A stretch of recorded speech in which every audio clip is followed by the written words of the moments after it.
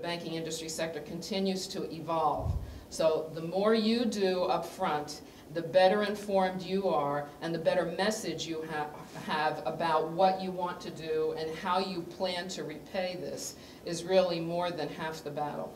And that's a great point. In fact, also, the SBA has its underwriting criteria, but banks have their own criteria. Not all banks are created equal. So Chase is going to have different standards than your local credit union, right? And you're going to have different audiences there, and you're going to find maybe different answers there. So let's go here, and then I want to see if anybody has any import or export questions for Bruce. Yes? Barbara Cantor, my company's been on to answer questions for Todd, and I'd love to speak with you after Bruce.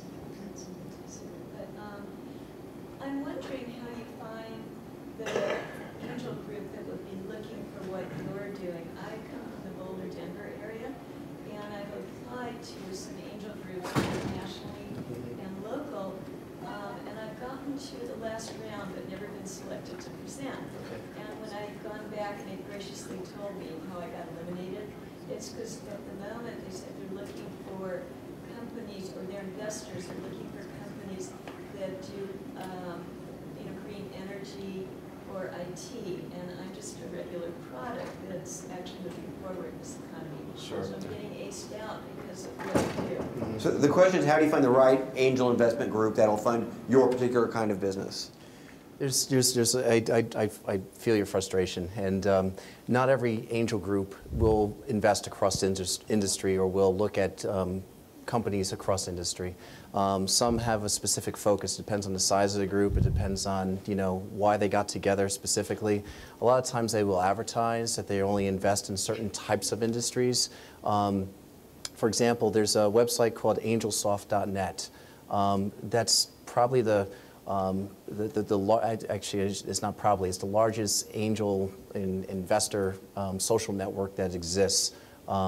And there you can sort of go on and look for angel groups that are in your area. You can go to their web pages and see exactly what it is that they like to invest in before you apply, things of that nature. If your company is more global, you can look for some of those global organizations through that same website as well. So it's a nice way to sort of narrow it down.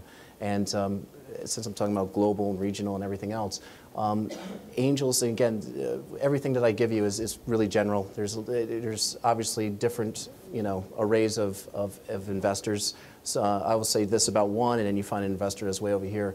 But when you look at angels in general, they typically like to also invest locally as well. So they feel like they have more control over what's going on if the company that they're investing in is right here. When you go out to some of the more professional angel investment groups, they depending on the size, if they have multiple chapters and what have you, then there's a camaraderie amongst the chapters, meaning that if they have the opportunity to invest in something that sounds really exciting on the West Coast and around the East Coast, they will have the opportunity to interact and talk to some of those investors already that are out there and go into the due diligence process. And they know that somebody that they trust will be watching what's going on the management side, that's in that particular region. So keep all those factors in mind when looking. Great advice. Do we have any specifically for Bruce for the EXIM Bank? Yeah. Malcolm Arnold with the for those who want to know about hybrid organizations, for-profit, non-profit, you can talk to me because I've done a bunch of research on that. But the question I have for you, Bruce, is that Ruby Newbie, we do technology education. And so I was wondering if the EXIM Bank is only in products, or is it also No, we support U.S. products and services. Services, okay, yes. Great.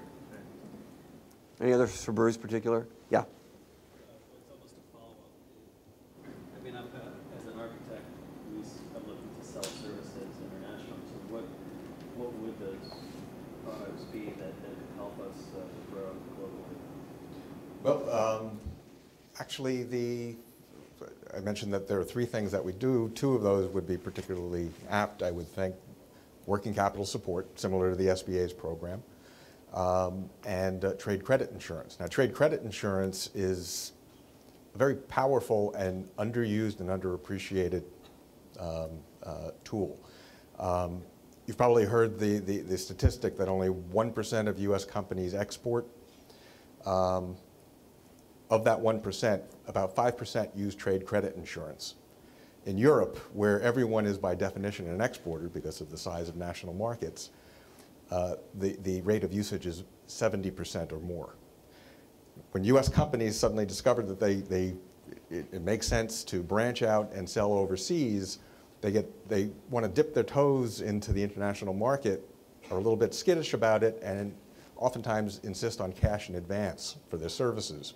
It doesn't go over very well, and their European competitors are offering open account terms.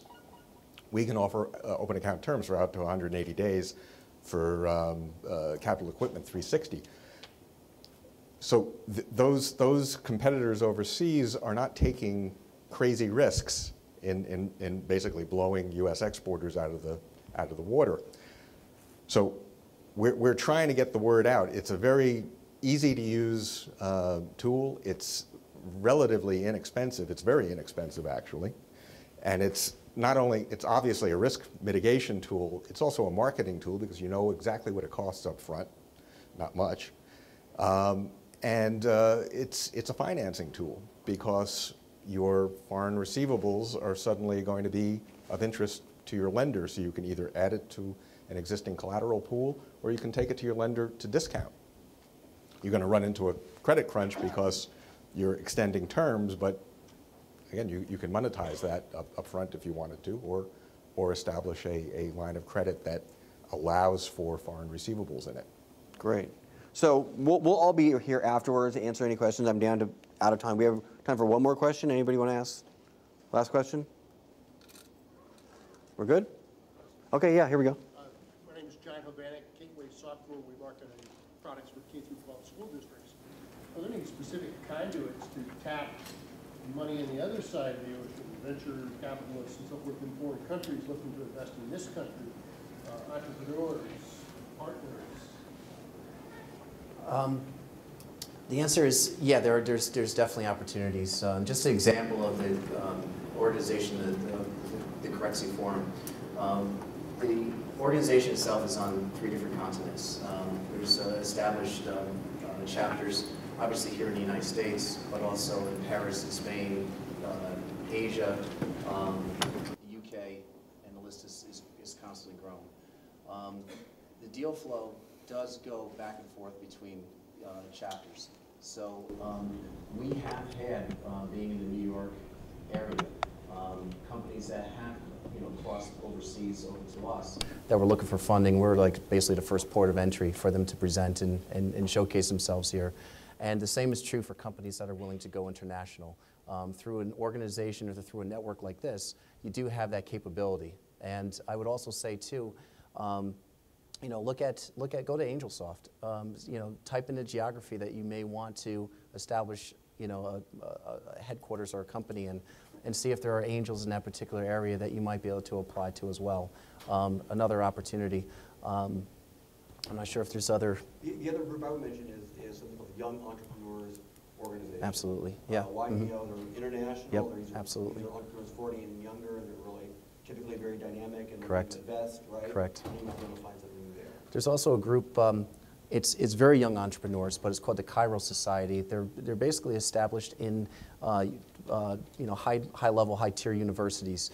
But the thing I like about them and where it might be useful is if you can tap that organization, they have mentors that are worldwide, and in some of the areas that you would never expect. For example, I was on a panel with that group last year, and I ended up sharing a limousine going from one event to another with a gentleman that was the producer of the movie 300. So I mean, you have such a diverse group of individuals that will come to this event and will provide their guidance and expertise. And being able to just tap into a network like that would give you some of that perspective. That particular event had entrepreneurs from all over the world. So and they were here just to learn and also meet individuals here. The same opportunity goes if you're trying to go overseas as well. So Great. So it was called the International Kairos with a K. Kairos, I think it's Kairos. Great. Well, join me in thanking our great panel. If I spelled that correctly. Thank you. Thank you.